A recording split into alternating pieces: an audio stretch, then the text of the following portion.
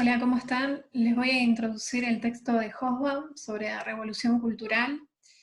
En este texto, Hobsbawm intenta no dar interpretaciones macro, digamos, sino que va a tratar de brindar un análisis más concreto, más en detalle sobre las familias y el plano relacional, ¿no?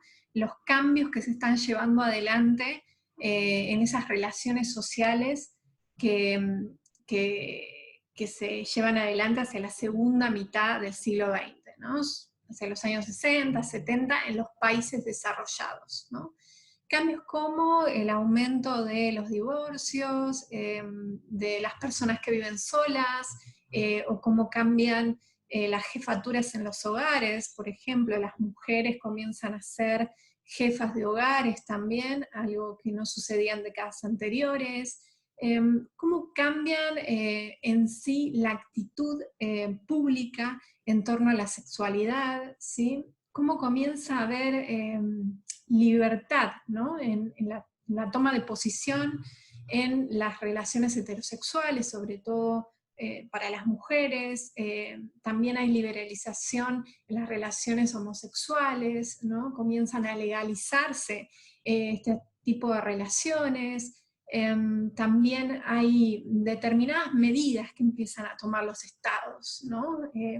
Que favorecen la circulación de la información, ¿no? Como nos cuenta Hobsbawm sobre la natalidad, sobre la concepción, la venta de anticonceptivos, también es algo que se pone a disposición en esta segunda mitad del siglo XX. Entonces digamos que se avanza de distintas formas en las transformaciones culturales de esta época, ¿no? Ya sea a partir de ciertas leyes, como son las del divorcio o el aborto, como en la liberalización de las relaciones, ¿no? Comienza a adoptarse una posición muy diferente, y también en las formas de convivencia, ¿no? Y ahí es donde tenemos que tener en cuenta los cambios dentro de los hogares que recién mencionaba.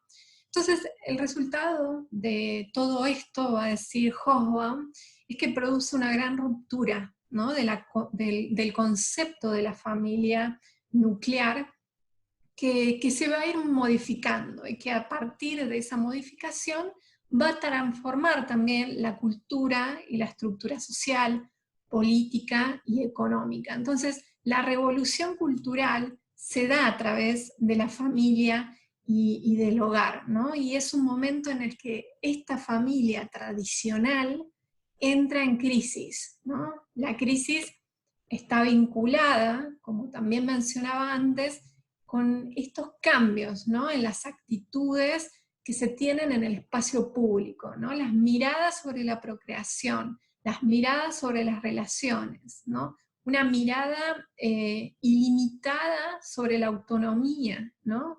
Del deseo individual. Entonces, ahí hay una gran transformación social y cultural que va a impactar en el plano de las ideas, ¿no? Se tiene un mundo que está en un gran proceso de vías de modernización, que se está modernizando por medio de la ciencia y de la técnica, y a su vez moderniza la cultura popular y juvenil, particularmente en esta época. Eh, Ahora la pregunta es, ¿pudo surgir en otra época? Acá hay que tener algo en cuenta, y es que hacia los años 60 y 80 aproximadamente hay un avance muy grande en la enseñanza, ¿no? Y es que el número de estudiantes se triplica y hasta cuadriplica en esta época en el mundo, ¿no? Es decir, hay una democratización educativa. Esto quiere decir que aumenta la alfabetización de los sujetos rápidamente. Hay una enseñanza secundaria y superior que se multiplica, es decir, la cifra universal de las universidades eh, aumenta, ¿no? Aumenta esa entrada masiva de las personas. Bueno, resulta muy, muy clara en esta época, ¿no? se comienzan a crecer en número, entonces las universidades, porque también debían absorber, en cierto modo, la cantidad de demanda de estudiantes. Bueno, el efecto de esto es que la educación, como generalmente se la entendía, elitista, pasa a ser una educación más bien universitaria de masas, ¿no? Se considera esta época por eso como una posibilidad de democratizar la educación.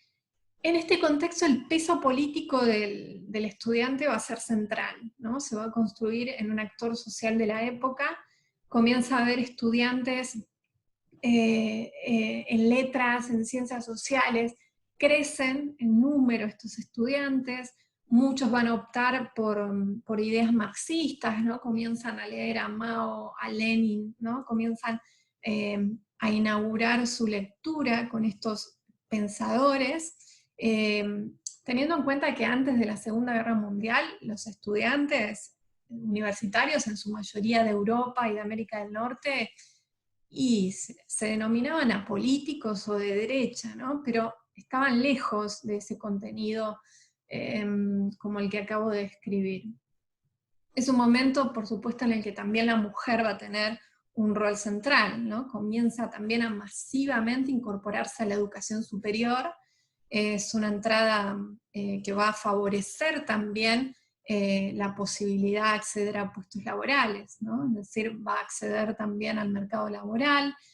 Tiene un rol protagonista porque las rebeliones contra la iglesia y el hogar tradicional son fundamentales también eh, eh, desde la mujer, y estas dos instituciones además son las más desfavorecidas de la época, ¿no? Las que entran en crisis, que son la iglesia y la familia o el hogar tradicional, ¿no?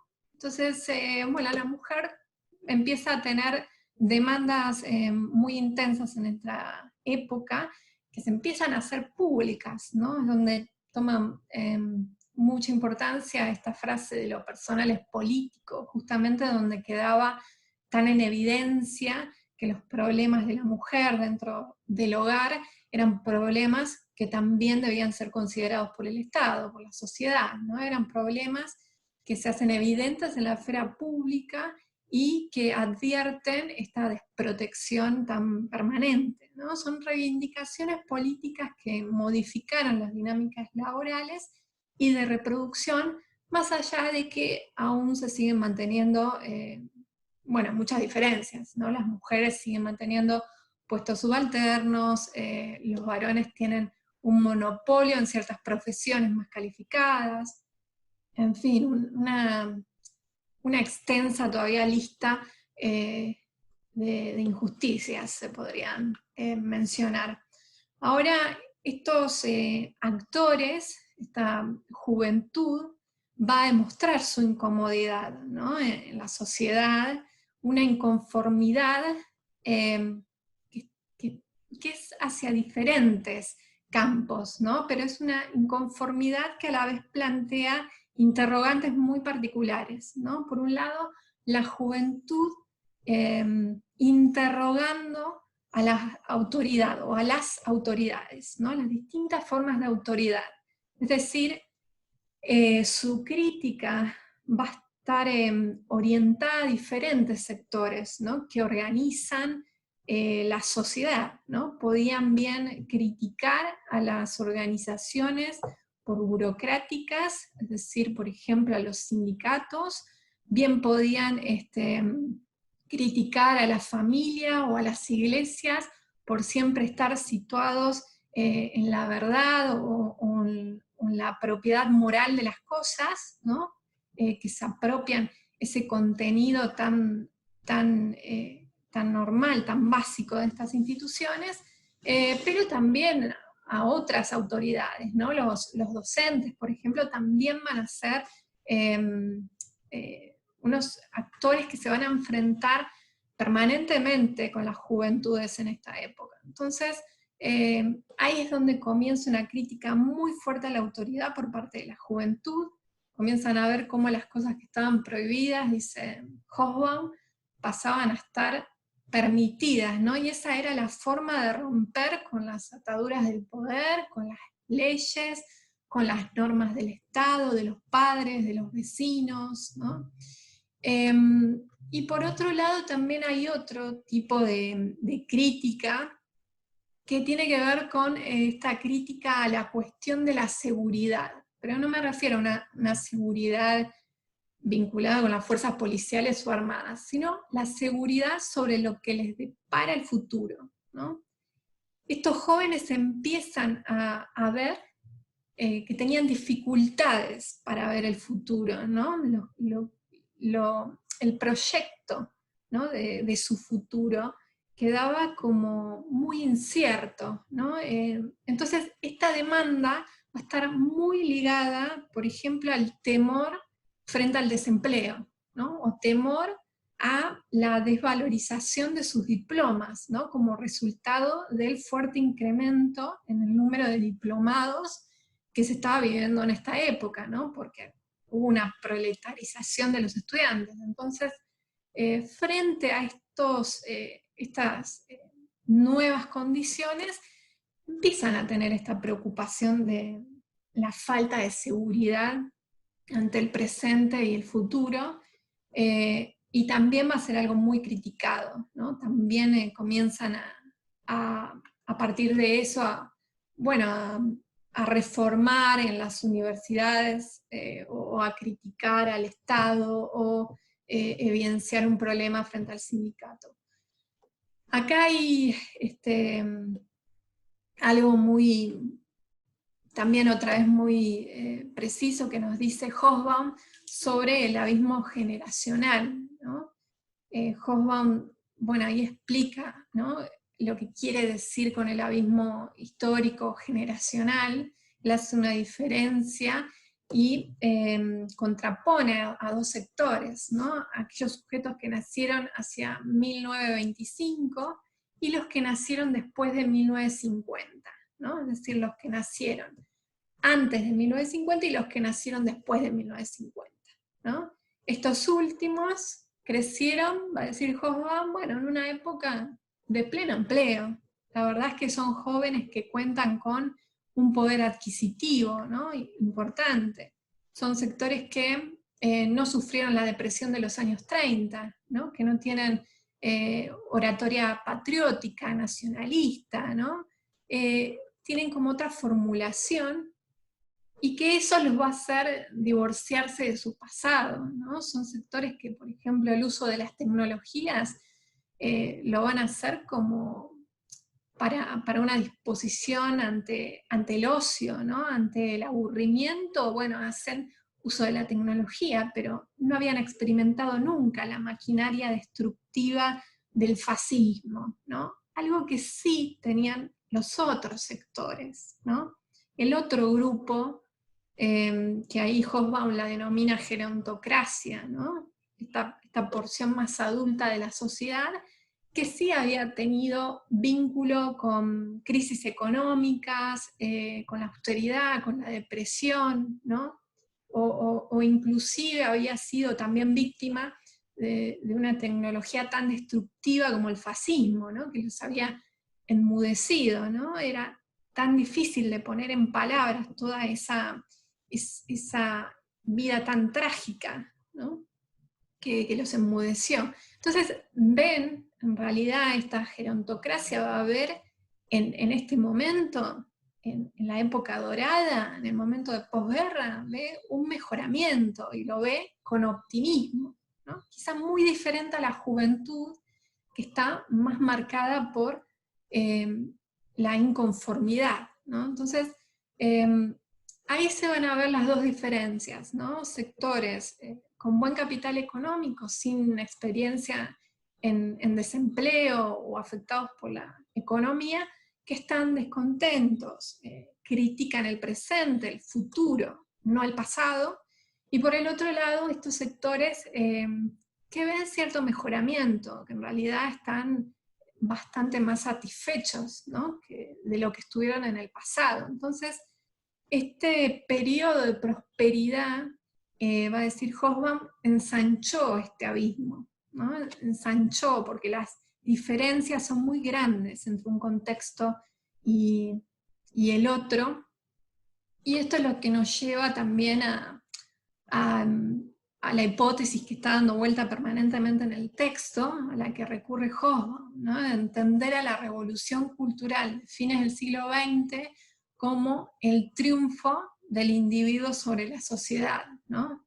Es decir, como la ruptura de los hilos, ¿no? Que hasta entonces habían reunido a los individuos en el tejido social, ¿no? Entonces, los jóvenes rechazan esos viejos órdenes, las prohibiciones sociales, el viejo vocabulario moral, ¿no? De derechos y obligaciones, los sistemas de recompensas y valores, ¿no? De recompensas y sanciones, ¿no? Los valores como el sacrificio, obligaciones, cohesión, que imponían las instituciones, ¿no? Instituciones más tradicionales.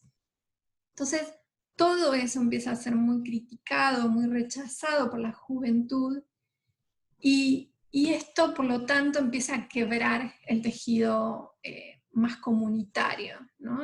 La cohesión social que generalmente las instituciones tradicionales conservaban, ¿no? O conservan. Entonces, un claro ejemplo de esto tiene que ver con la subclase, ¿no?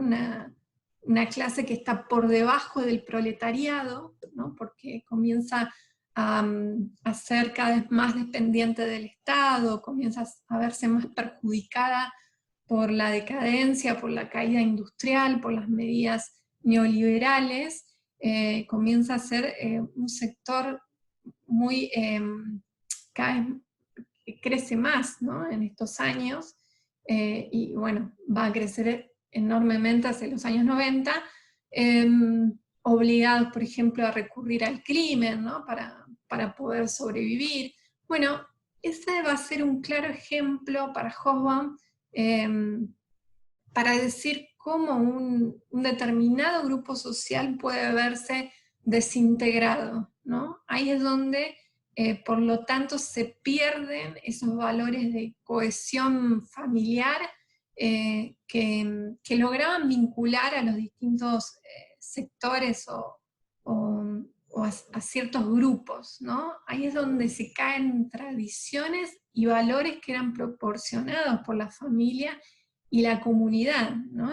Y en cierta medida, si sobreviven muchos de estos sectores, es eh, porque recurren nuevamente a reproducir estos valores, ¿no? De cohesión, de solidaridad, ¿no? En el caso argentino, bueno, lo pueden ver hacia los 90, ante bueno, este acceso al trueque, ¿no? A ollas populares.